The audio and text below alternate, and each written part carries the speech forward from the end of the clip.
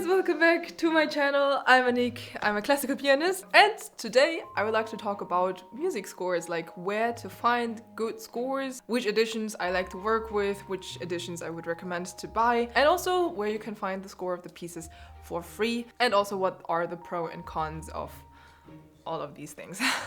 If you like this video, please give it a thumbs up, don't forget to subscribe and hit the bell if you want to support me and this channel. Please consider supporting me on Patreon, you'll find the link in the description box. Now let's get started.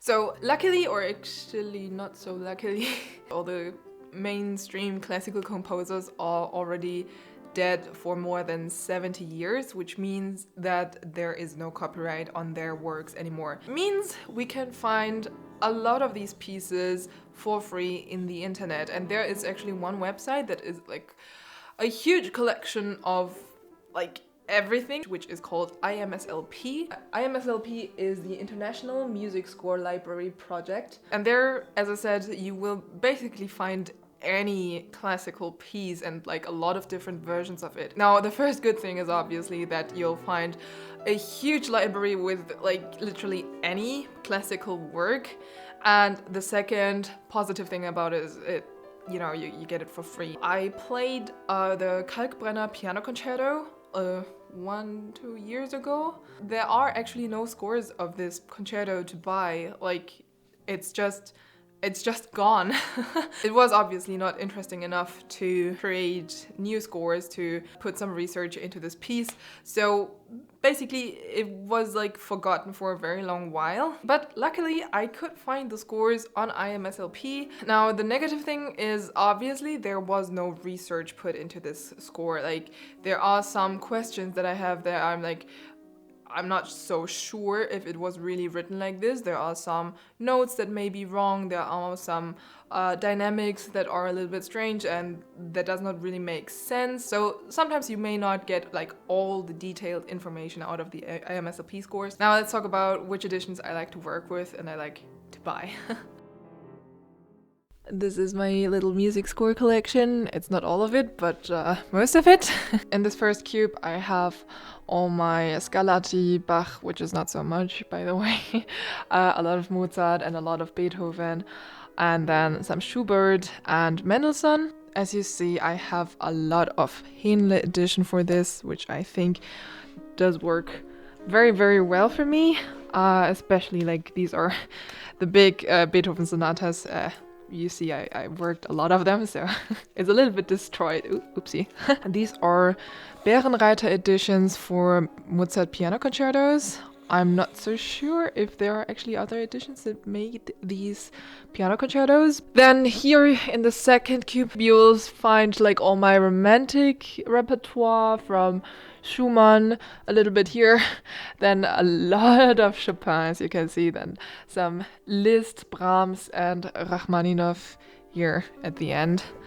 And down here I have a lot of different things, like some impressionistic stuff, as you can see, Ravel, Miroir, and some Debussy, some finger exercises here from Czerny, and a lot of other stuff, like little things that I just didn't really know where to put it. And also here are like, I think this is Kalkbrenner. Oh no, this is another thing. But this is Kalkbrenner. No, this is Moszkowski. Yeah, like for example, this I got out of Imslp as well. It's the Moszkowski piano concerto that I've been working on last year. And I could not find the scores to buy somewhere, so I had to print it out. What I like to do is to make it look like an actual book to work with, because it's then much easier for me to work with this.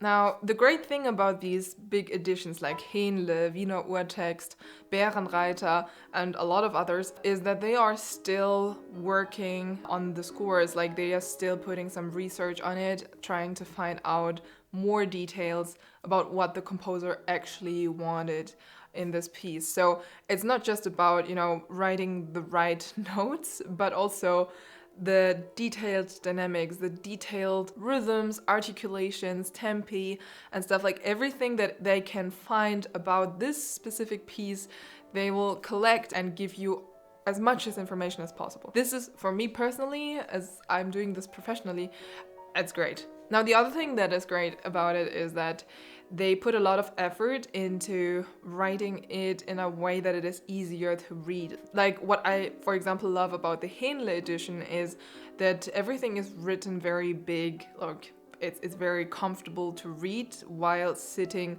like I don't know, you're sitting maybe 1 meter away from the score, so you have to still see everything, and you know, my eyes are not the best. But anyway, but like with Henle, I always feel like it's very comfortable to work with, also with some other editions. But it also happened to me that, for example, I remember one, it was Rachmaninoff Piano Concerto No. 3, and the cadenza was like the Ossia cadenza, the cool one. It is written so small, like you can't really read it, and at so many points I was like a little bit unsure if this is like a note or if this is like a rhythm mark or like a dotted note, or what is this supposed to be like? These are my Rachmaninoff Piano Concerto No. 3 scores, and as you can see, I completely destroyed them. Something that really disturbed me was here this cadenza. Like, there are 2 versions of a cadenza, and I liked the Ossia version because it's, you know, it's just super cool. But as you can see, like the Ossia is written much smaller than the other one, which is still like easy to read, and so I had some trouble to like really study the score. Like here it's so small written everything that it was not so easy to study this. It was not so easy to read, which makes it even more, you know, stressful and painful to actually work just on the notes, like all the basic work. So this is something that I really like about good editions, is when everything is put into a way, into a form that makes it very easy for me to work with. And I really can see that it speeds up like the whole first 10 steps of, you know, reading the scores, memorizing the scores, analyzing the scores. It's just so much easier to have the overview. I hope this video was helpful. Are you buying scores? Which editions are your favorites? What are the criteria for you personally when you buy scores? Tell me in the comments down below. If you like this video, please give it a thumbs up. Don't forget to subscribe and hit the bell. If you want to support me in this channel, please consider supporting me on Patreon. You'll find the link in the description box. See you in the next videos. Bye. Hello. Scores. Whatever.